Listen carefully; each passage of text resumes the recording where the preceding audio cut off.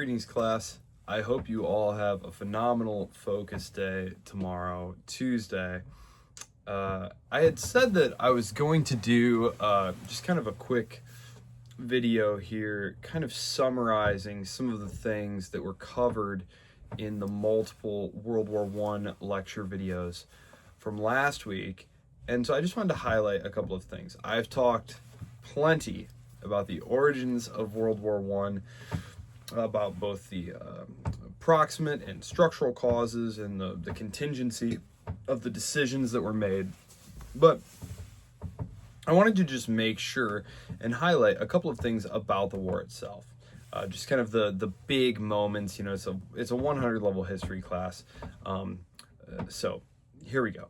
So as we know, the Schlieffen Plan was the plan that the Germans had to fight their war on two fronts. And the first thing they needed to do was blast into northern France and envelop Paris. And they were going to do this by invading Luxembourg and Belgium. So that was one component of it. And as you know, that petered out within sight of Paris. And that was at the Battle of the Marne that they run out of steam there and they're turned back. And that was in September. The 2 weeks before that, the Russians had mobilized much quicker than the Schlieffen Plan, which had been developed during the 1890s and refined in the decade following that, had envisioned Russian mobilization being much slower than it had been. But remember, one of the critical components of that relationship was Russian industrial development financed by French capital. And there were military reforms. They were able to get their army in the field much faster than that. And one of the reasons that the Schlieffen Plan fails is the right wing is weakened repeatedly by Moltke, who is afraid of the Russians mobilizing faster than anticipated, and those forces that were left in East Germany not being able to hold back the Russians. It turned out that was a mistake. That was a mistake because it fatally weakened the forces invading France.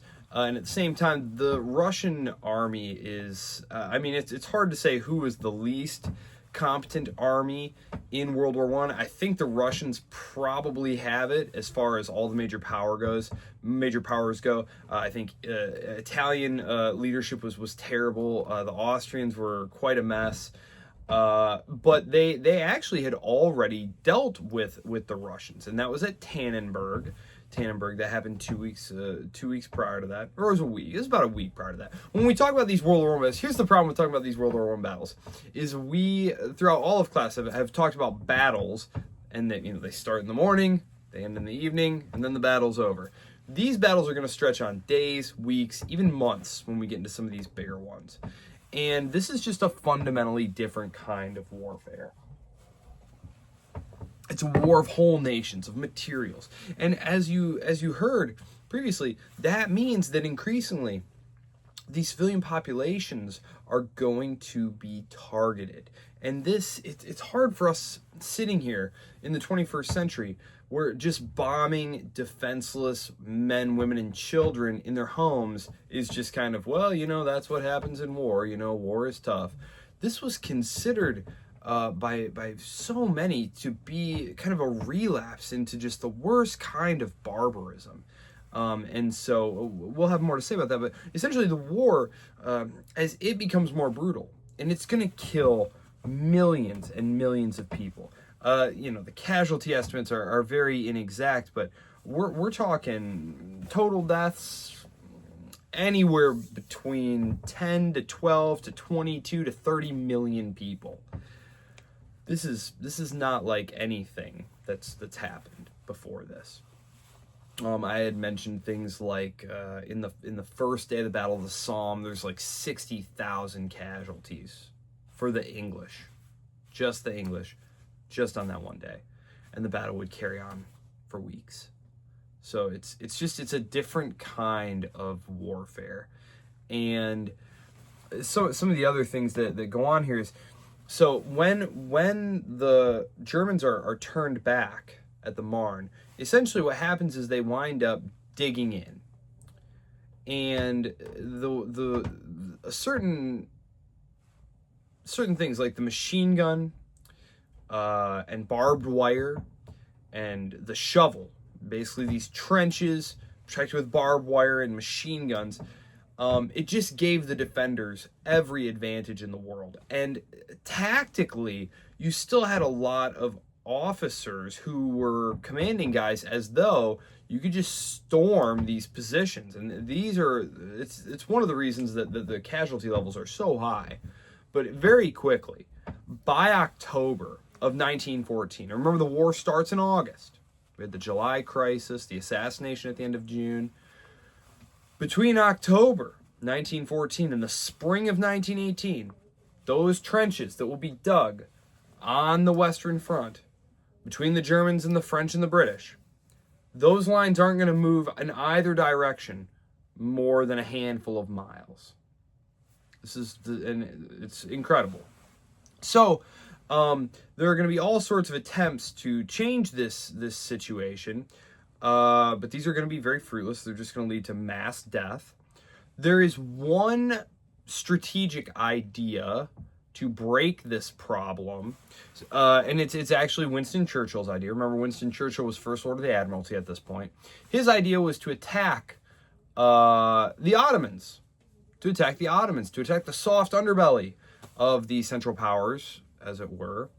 And this had multiple reasons. Number one, everyone was pretty horrified by Battle of Gallipoli. 1915 is when that starts. The first year of the war, it's basically just mass casualties with nothing to show for it. Churchill basically says, look, let's try this.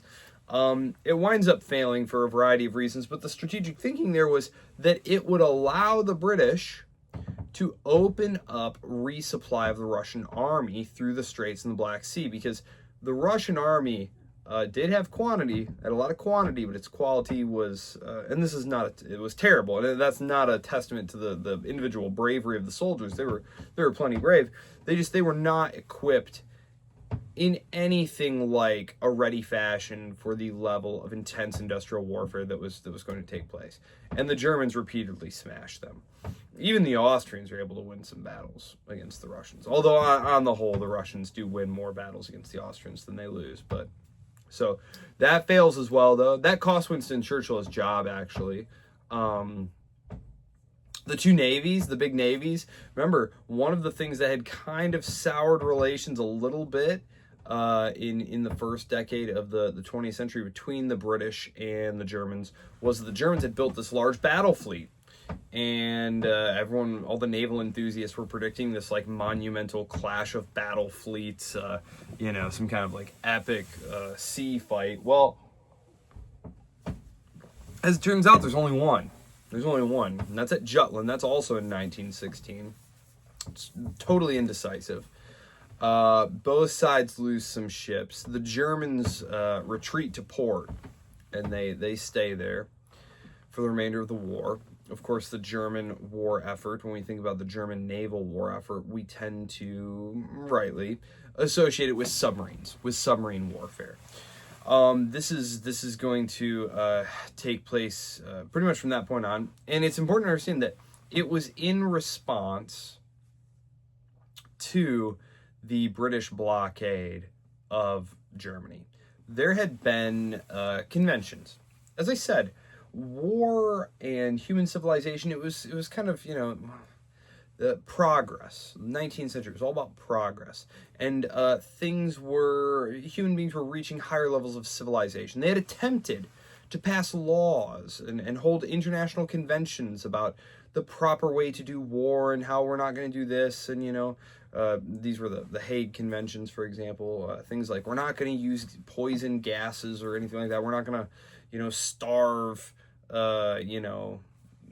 people, deprive them of food, right? Because there's military material, like importing arms, and then there's things like food, which, yes, soldiers eat food, but so does the civilian population.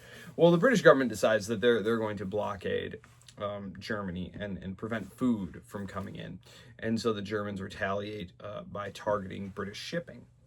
And so this is an important part of what brings the United States ultimately into the war, is submarine warfare in the Atlantic. There are other things that play a part in that as well. For example, there was intense pressure from lobbies, particularly on Wall Street, which had lent enormous sums of money to the British government as soon as the war started.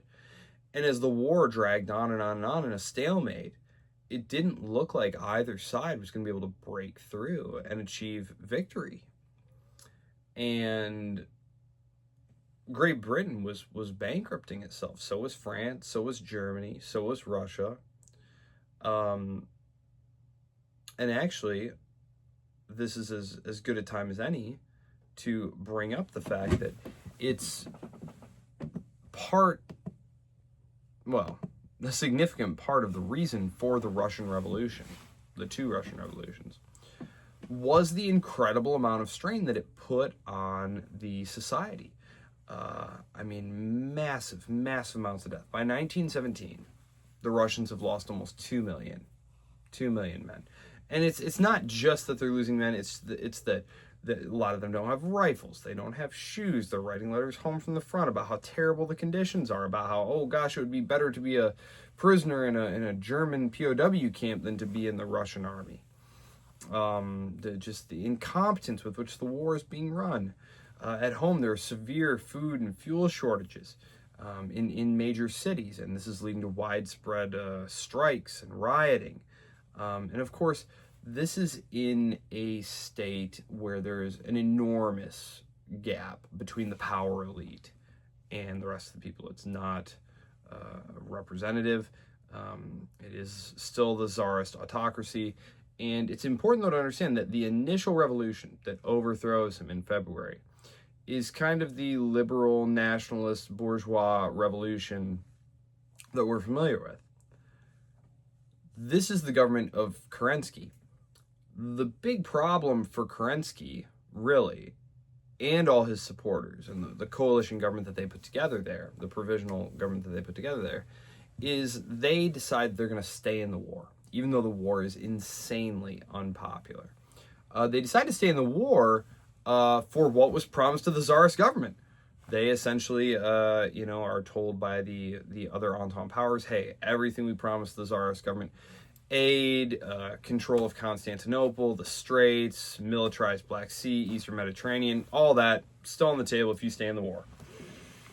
And so they do. And there's kind of a unity government, and there's only one faction in this newly democratizing Russia who is explicitly anti-war. It is peace now, whatever the cost. And that is the Bolsheviks.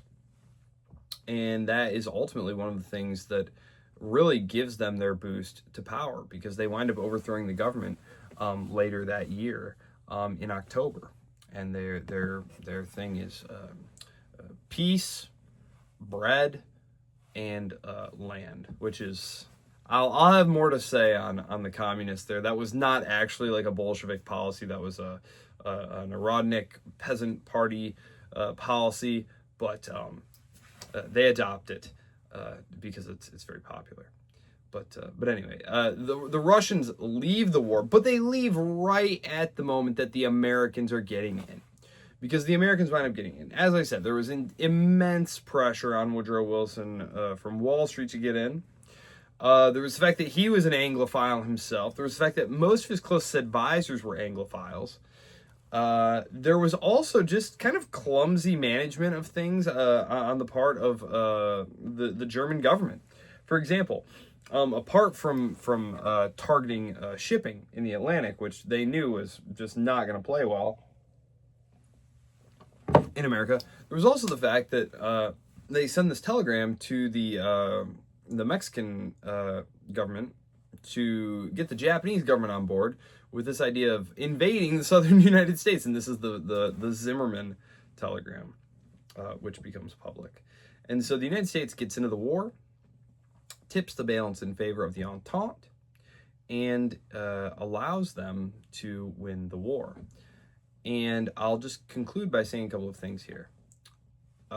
First, that the peace that is imposed is nothing like what Woodrow Wilson had promised. You remember, he had promised, peace without victory, right? Well, the British and the French aren't into that. They've lost millions of people, bankrupted their states, destroyed their societies and their economies and their ecologies. The United States had just showed up. I mean, they lost a couple 100,000 casualties, but I mean, on the whole, the war had been pretty good for the American economy. They were a major exporter.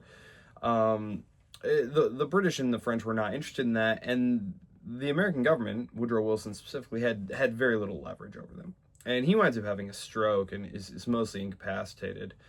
And a very punitive peace is imposed on Germany.